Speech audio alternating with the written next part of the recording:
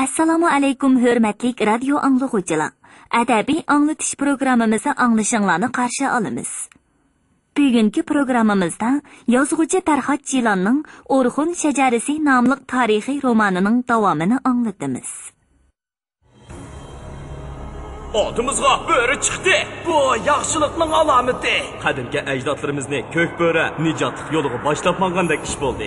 Endi safarimizning qutuq bo'lishida shak yo'q. Topqaç degan topqaç, biz degan turk. Bizning o'zimizdan tutgan yo'limiz bor. Bizning e'tiqodimiz boshqa. Padişahimiz Sozun Alilri o'zining orzuli qizini sizlarga yotliq qilish orqali do'stligimizni yanada kuchaytirmoqchi bo'ldi. Tangri o'g'li Xanshenzunga bo'lgan cheksiz sadoqatimiz bilan jon familiyaliklar jamiyatini yo'qitib, o'rnini qutqizish uchun yurish qilyapmiz. Ushtum to'rt qirg'izlar kelib qoldi. Biz qo'shinlarimizni birlashtirib jangga chiqaylik. Hozirgi birinchi ishimiz jang qilish.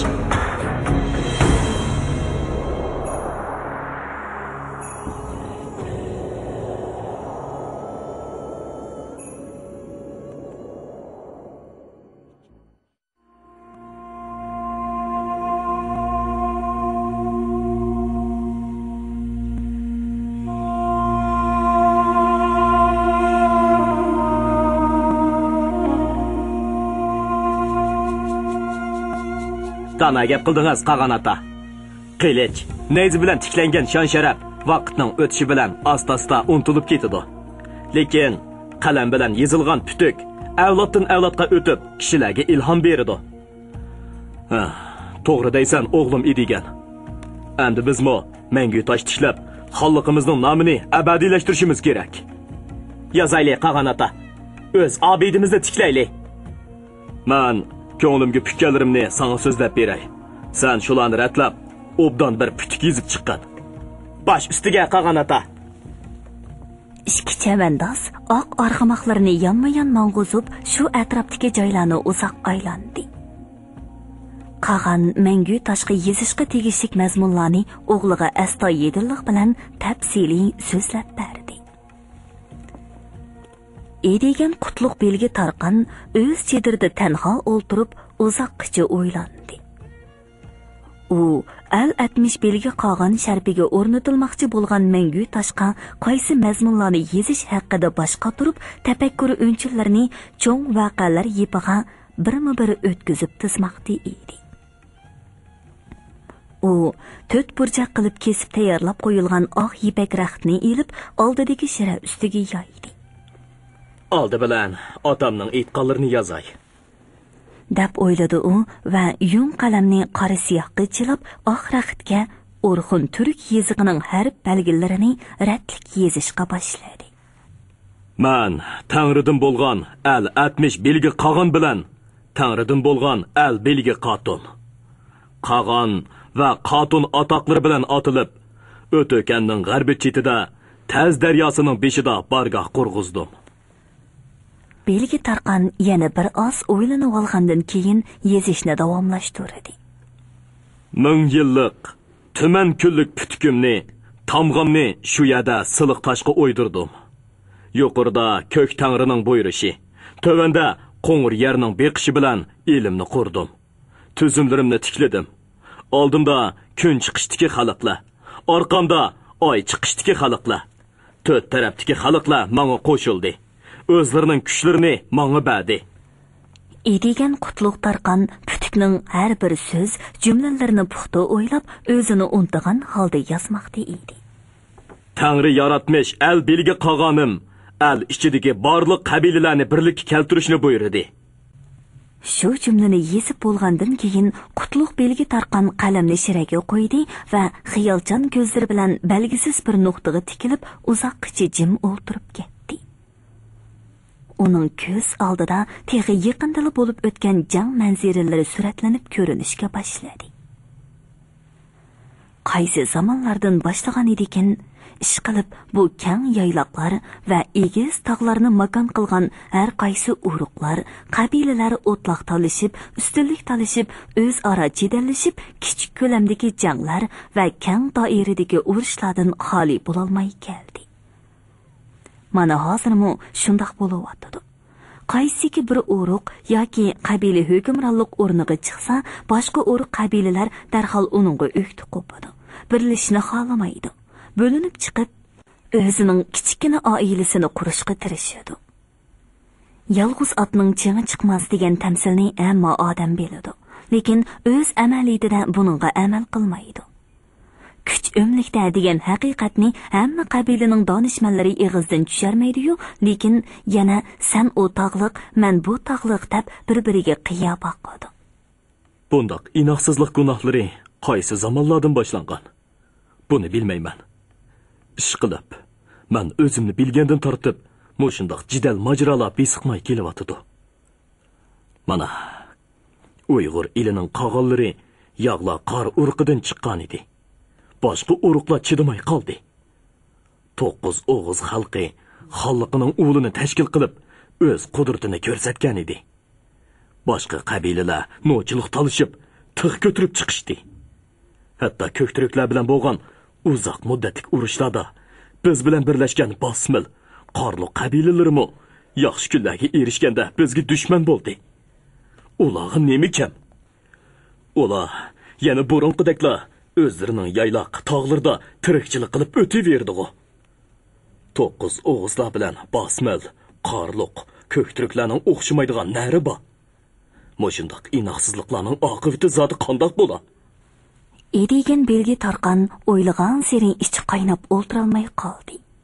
U shira yenidan qo'pib, chidir ichida u yoqdan bu yoqqa mengib ketdi. Bundoq ozarchilik, o'chmanliklar zoti qachon tugaydi? Bundoq bo'laversa, oxirgi hisobda hech qanday qabila, hech qanday xalqmo foydaga erisholmaydi.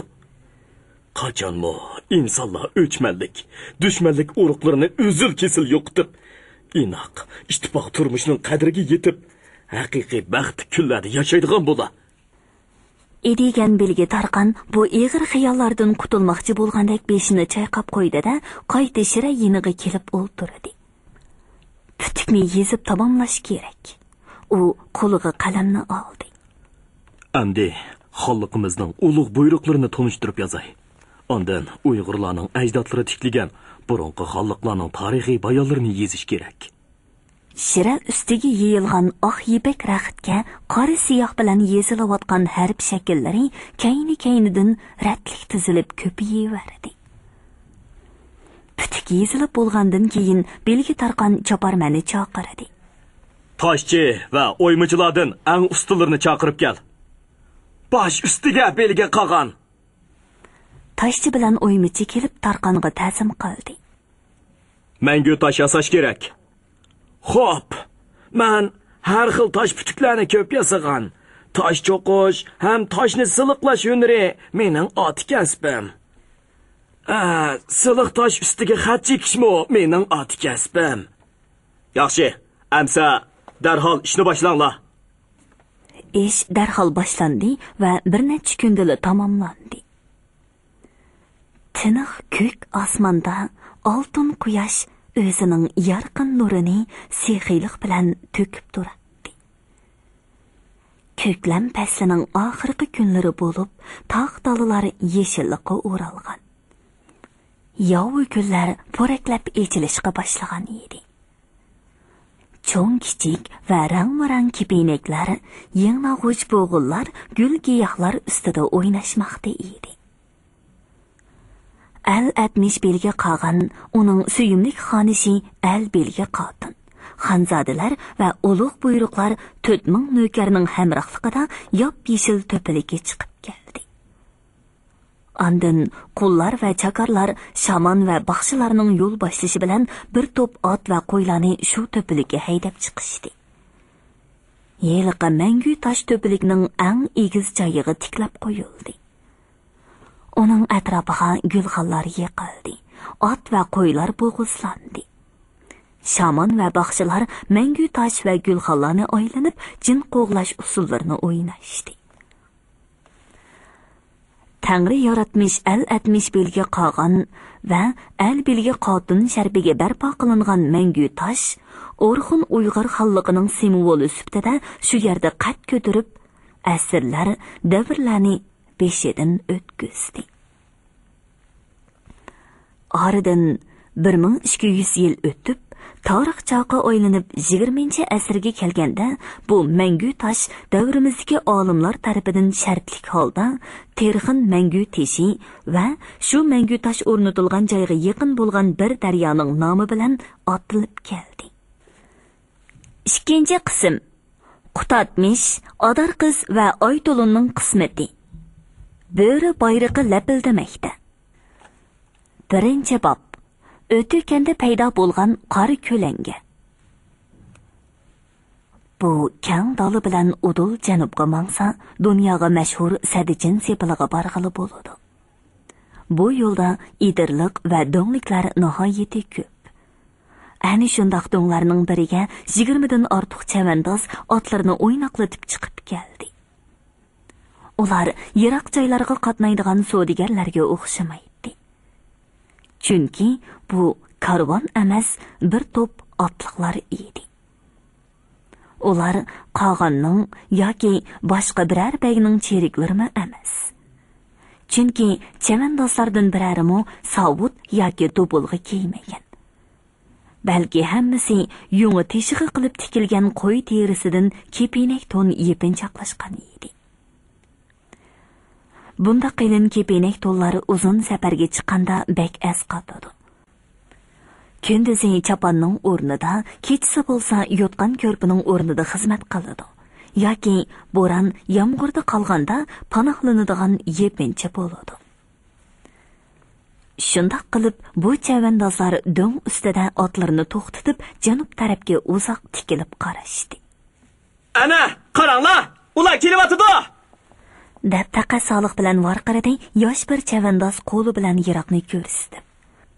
Aytgandek, ufqqa taqashgan dalining janubiy chekida ot va tugilardan tarkib topgan kichikroq bir karvonning qarisi ko'rindi.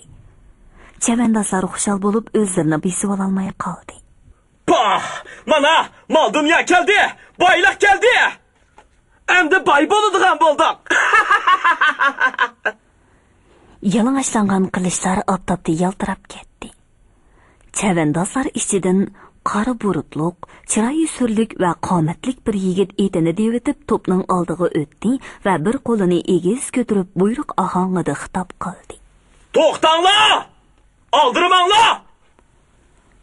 Buyruq bergan bu yigit mushu to'pning otomoni ekanligi bir qarashda ro'shan belinib turadi. Uning chiroyi, o'zini tutishlari hammadan mag'rur edi.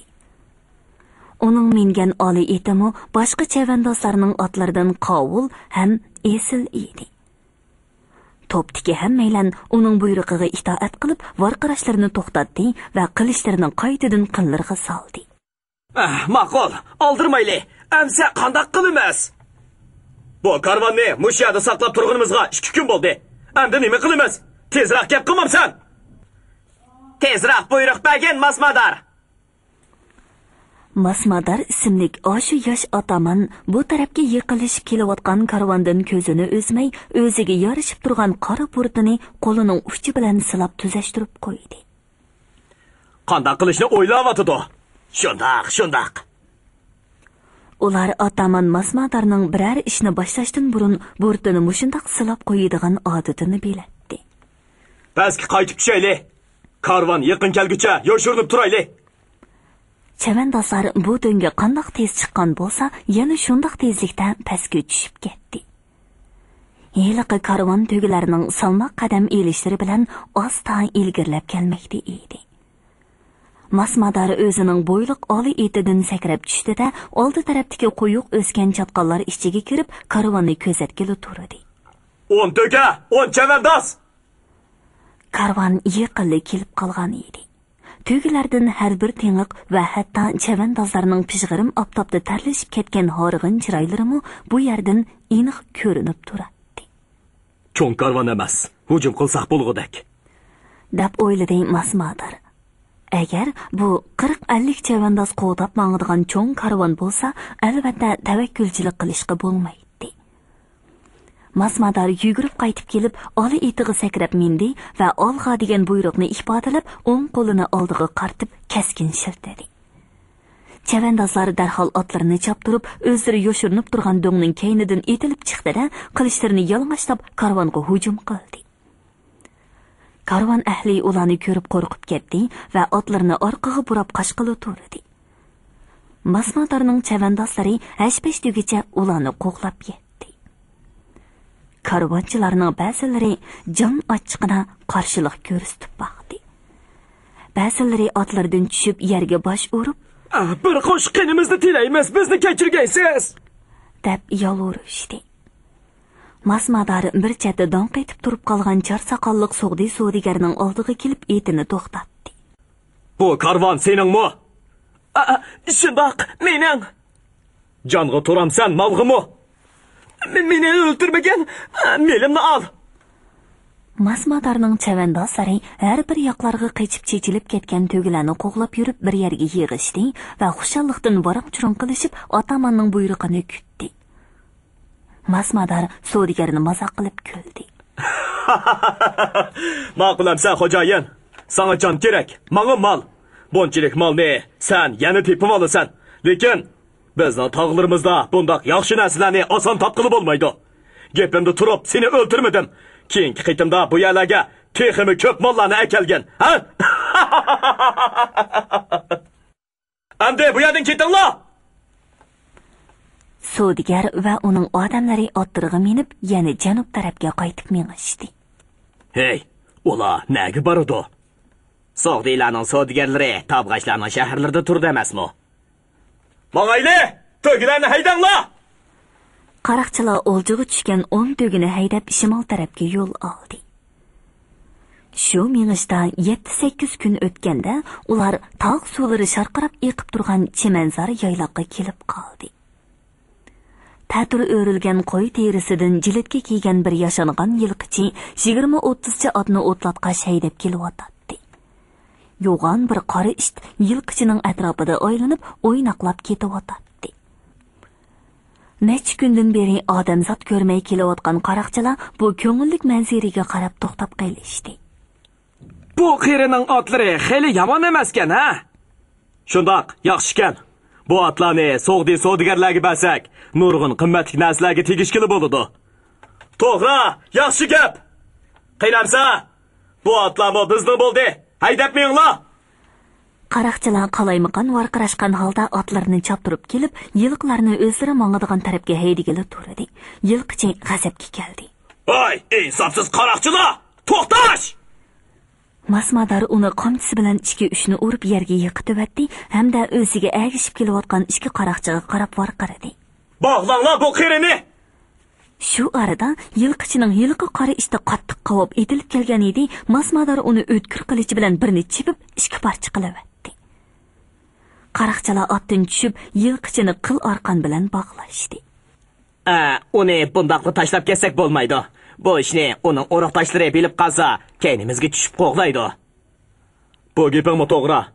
Amsa, uni daryoga tashlirtinglar. Qaroqchilar chambarchas bog'lab etilgan yilqichini so'rab kelib, shiddatli eqiyotgan kichik daryoga tashlabdi. Qaroqchilar yangidan o'lji ilingan yilqilarni va ilgirgi 10 to'gini haydab, varqirishib, kulishib yo'lga ravon bo'lishdi. Bu qaroqchilar o'z atamani nega boshlasa shu yerga ketaverishgan. Nimani buyursa shuni qilishga ko'nib ketgan edi. Nega borimiz, nima qilamiz deb so'rashmaydi. Bundaq bo'lishdan birinchi sabab ular Masmadarga yaqindan agasa foyda ko'radiganligiga ishonadi. Ikkinchi sabab ular bu qaram va o'z so'zlik atamandan qo'rqadi. Agar kimdi-kim uning shartsiz bo'ysunmasa, uni ujuqtirib etish Masmadar uchun hech gap emas edi. O'zginingmi ham o'z odamlarining yuraklariga qo'rqinch silib yuradigan bu qaram bosh-boshdoq otaman odatda o'zining navbatdagi maqsad muddalarini vaqti kelmaguncha oshkorlamaydi. Qaroqchilar ham buningga ko'nik edi. Ular o'z ixtiyorlarini ana shu qora burutliq, qapqi yomon yo'lboshchisiga topshirgan edi. Shundoq bo'lganligi uchunmi ular bu qitim Masmadarning o'zigidan so'zlab ketganiga qarab hayronlik his qilishdi. Ular to'ptis dalada qo'nalg'oga to'xtagan edi. Tögeler çöktürülüp, atlarının oldi putlarına çiçek silindi. Gülxan yıkıldı. Kigiz ve palaslar yeyilip, hemmeylen Gülxan etrafıda yan başlaştı. Biz endi ötöken tağlarına berip makalışımız. Qaraqçılar öndün çıkarmasdan onunğa tikilişdi. Ular atamanның davamlıq sözüşüge taqasa idi. Etraf şundaq jimjit idi ki, hatta osmondagi yerim ay, yo'riq yulduzlarmi yer yuzida nima ish, nima gaplar bo'lib atganligini va yana qandoq jinoyatlarning bo'ladiganligini belgisi kelib, zoriqib tinglab atgandek tuyuladi. Biz hammamiz yiroq chet joylardan terilib, mo'shalarga chiqaldik. O'tgan atroflardagi kishilar bizni tonimaydi. Hammamiz oltin kumush, tovar durdun, ot to'gi degandek mol-mulklarga ega bo'ldik. Endi shu boyligimizni dazmoyi qilib, kigiz o'ylarda tinch yashaylik. Men endi boylar qatoridan o'rin ilib, tuzukrak biror odamning qiziga o'ylanib, oila turmushidan huzurlanay deyman. Lekin bu boyligimizni tugitib bo'lgandan keyin qanday qilamiz? Ataman javob bermadi. Uning o't yolqinlarga tikilgan ko'zlarida qandoqdir tegiga yetkila bo'lmaydigan bir xil ifoda aks etib turadi. U xiyol survatamdi, muktab qoldimi, buni bilib bo'lmaydi. Uzun saqili chigishib ketgan ko'rimsiz bir qaraqchi yiliqi cho'qurining savoliga javob qaytardi. Hey, nadan cho'qur? Boyligimizni tugitib bo'lgandan keyin yana talalarni kezib, karvonlarning iziga tushmamdoq. Chat yaqin joylardagi yelqilarga tegish qilmamdoq. Mo'shumi so'raydigan gap bu. Boshqa qaraqchilarmi o'zlarining ko'z qarashlarini so'zigili turdi. Hey, birodarlar, cho'l jaziralarda tinab yurib charchapdiq. Endi biz mo haqqa o'xshash kigiz o'ylarni tikib, yilqi biqib, qimiz ichib, rosa bir huzurinib boqaylik-chi. Mening ayol kishi bilan bir uyda turib boqim bor. Hamma ishni bir chetga qo'yib turib, bir xotin olay deyman. Hey, qimiz ichibmi to'ysan, xotinnimi zeriksan? Yanala o'zimizning kang dalalardagi erkin hayotimiz yaxshi. To'g'ri deysan. Bir uyning quli bo'lib yashash azimatning ishi emas. Hey og'illar, undaqmi deysizlar, bundaqmi deysizlar? Lekin har kimning ko'ngli boshqa. Tal sögatlar oftobni xohlaydi. Orchi qarg'aylar qarmuzni. Ay, hey, bo'ldi, uxlayli. Atsi tong saharda ular yana safarni davomlashtirdi. O'tgan tog'lari ularning oldiga qadam-qadam yaqinlashmoqda edi. Qut bo'lsin inachikday. Qut bo'lsin botasin boqa. Ikki qadinas do'st quchoqlashib ko'rishdi. Kel, botasin boqa.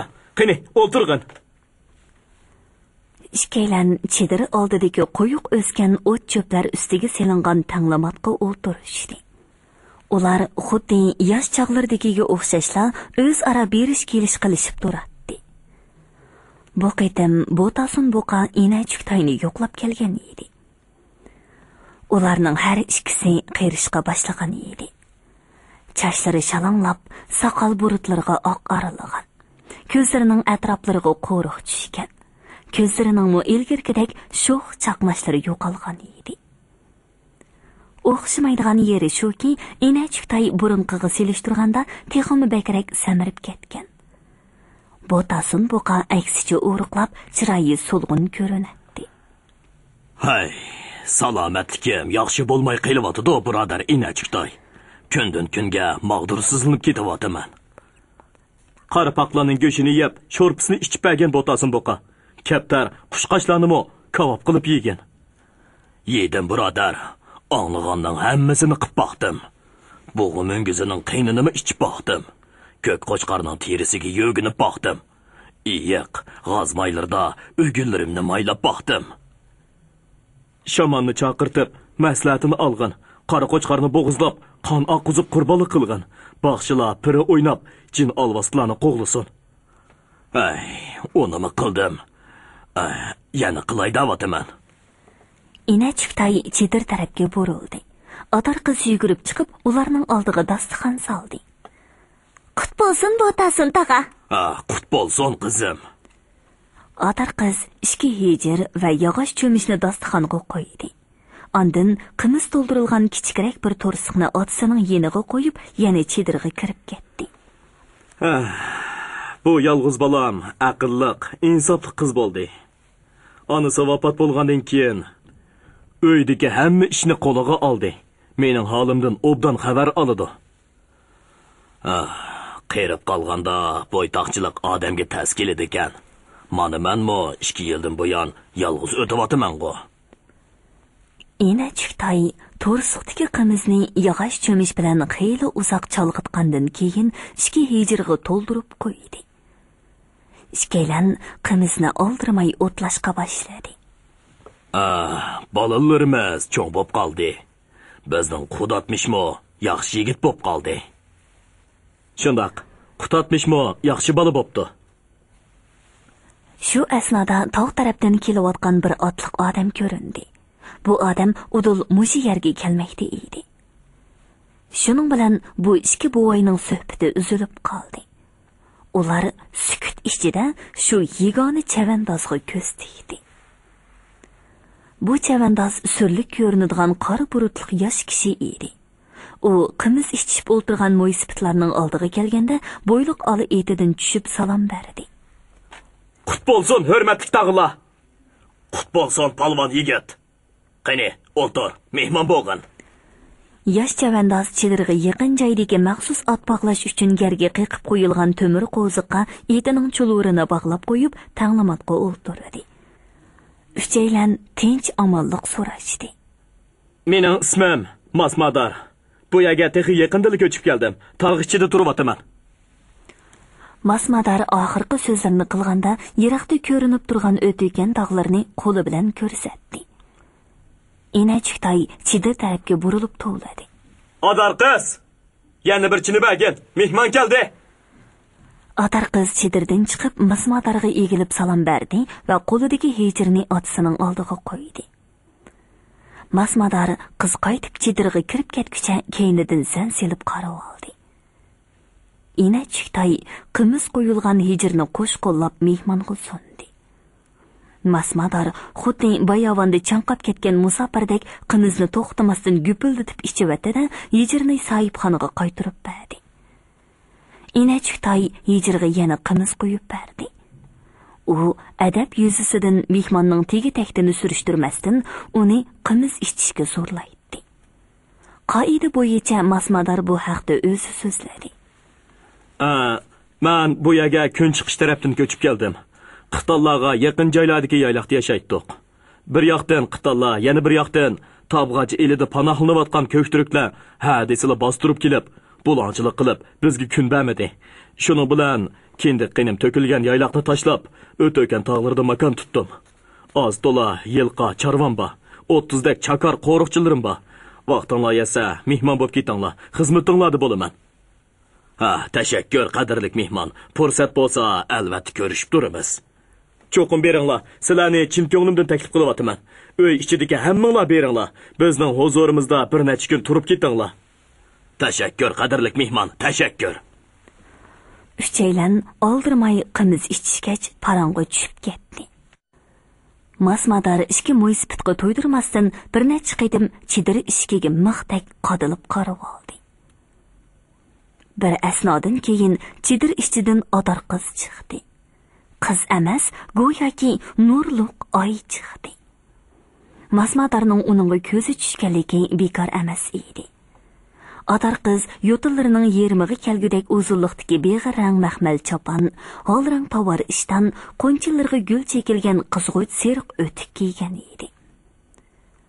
Sochlari ushshaq o'rilgan bo'lib, ustidan chaqqangina holrang tovar yog'liq chigib olgan edi. Uning ikki mag'zimi xuddi ashu holrang tovardek suzuk bo'lib, qiyniq qizil lavlari ham sizib qo'ygandek qosh ko'zlari bilan qo'shilib, o'maydek pok ruxsarini namoyon qiladi. "Ata, men chatqonliqqa berib qarqat terib kelay." "Ma'qul qizim, berib o'ynab kelgin." Otar qiz yenik qadamlar bilan ishtik-ishtik mengib yiroqlashdi. Masmadari qizning tol chivaqdek avrishim badanining har bir chamdig'andagi harakatlanishga yo'shirun havas va yana murakkab hissiyotlar aralashgan nazar bilan qarab o'ltirdi. Ishga mo'ysipit uning ko'zlaridagi bu xil g'ayri alomatlarni sezmagan holda o'zlarining gaplarini qilishib o'ltirishadi. Adar qizning beg'arang va holrang tovarlarga purkangan silva bo'yi ancha yiroq bo'lmagan yerdagi yeshil dongning kayniga o'tib g'oyib bo'ldi. Uning qarqa targili barman degani yolg'on. Qarqa targili bo'lsa, undaq isl kiyimlarni kiyib yasinib boramdi.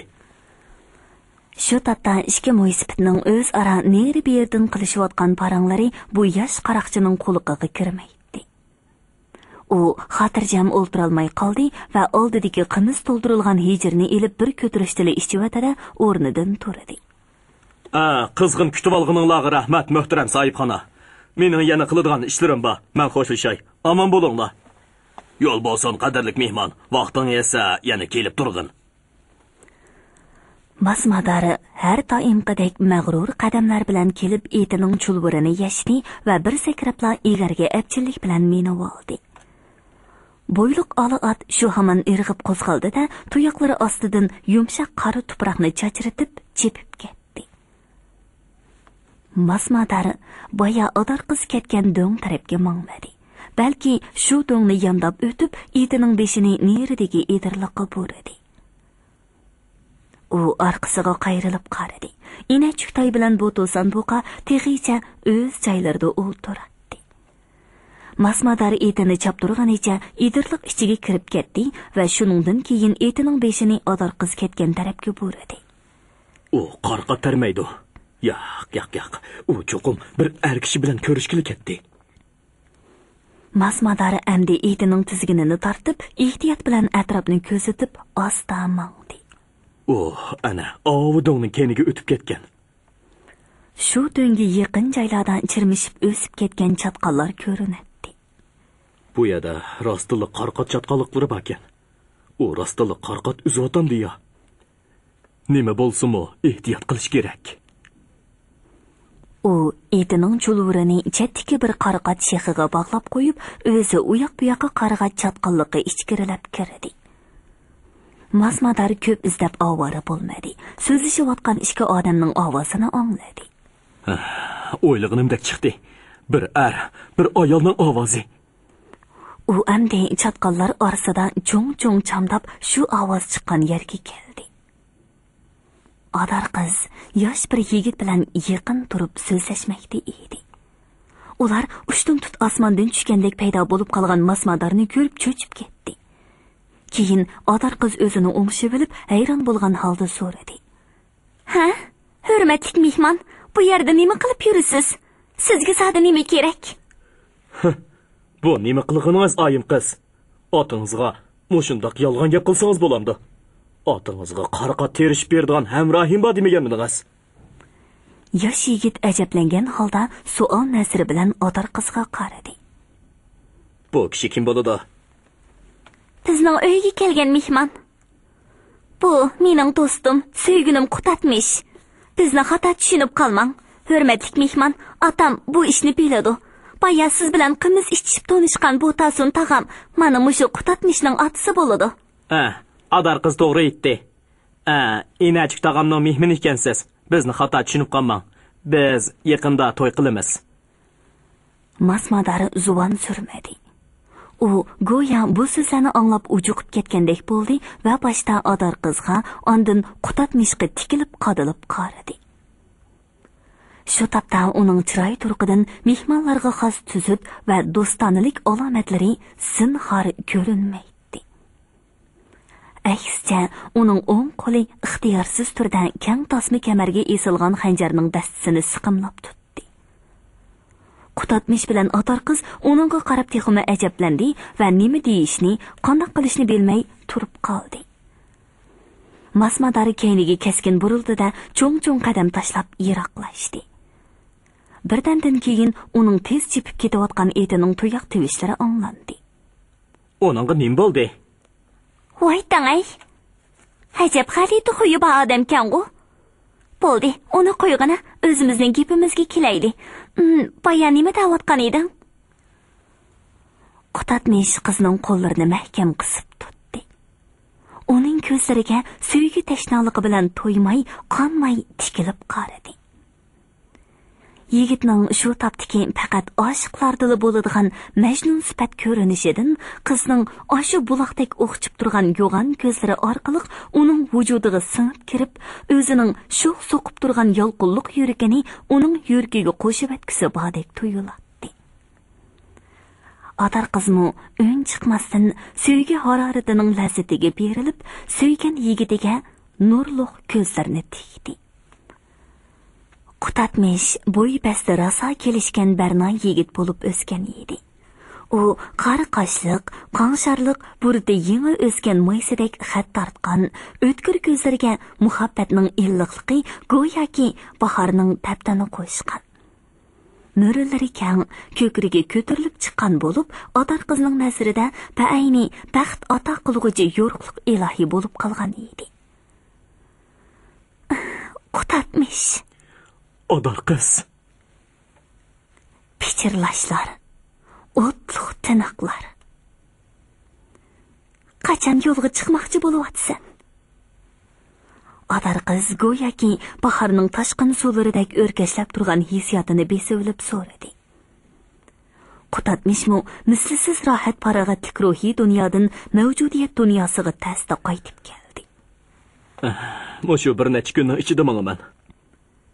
Shu safarga chiqmasang zoda bo'lmasmi? Bo'lmaydi Adar qiz. Quruq qo'l bilan to'y qilg'ili bo'lmaydi-da. Jahon bozorlarda ozroq savdo qilib, to'yliqqa yetgudak mol tepib kelishim kerak. Asli unchilik qilib ketmasangmi bo'ladi. Shu otamning kepi bilan mushundoq bo'layotdi-da. Otangni rozi qilmasak bo'lmaydi Adar qiz. Quruq qo'l bilan seni so'rashqa bizning ko'nglimiz unimaydi. Ular ikkisi yana uzoq muңdashdi. Ikkalan birlikda chatqalning tikanlik shoxlaridan qarqat uzib, Adar qizning qo'lidagi hiyliqi kichikina bo'z xaltiga silishdi. Ikkinchi bob. O'g'il bola safarda chiniqishi kerak. Milodiya 754-yili yoz fasli. Botasun boqa o'g'li Qutatmishni o'z yeniga chaqirdi.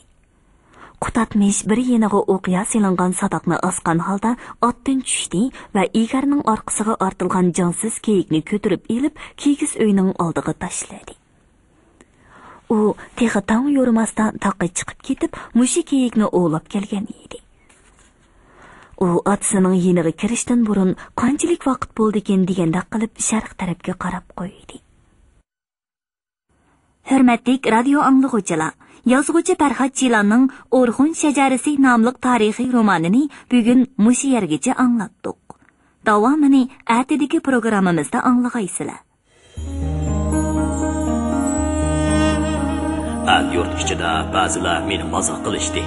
Ba'zilar bo'lsa, ota-bobolarimiz qilib boqmagan ishlarni qilaman deyapsan. Urf odatlarimizni bozmoqchi bo'lding deyishib meni ayblashdi. Necha vaqtdan beri har tog'da quyoshga iltijo qilib, ko'k tangridan bizni kang dalaga qaytirishni tilaganligimiz bekor ketmabdi. Bugun yurib ketgan heliqi savdo karvonini ko'rgansizlar. Shu karvonni qo'g'lab yetib, heliqi Qutatmish deganning jinini olasizlar. Uni tanimsizlar.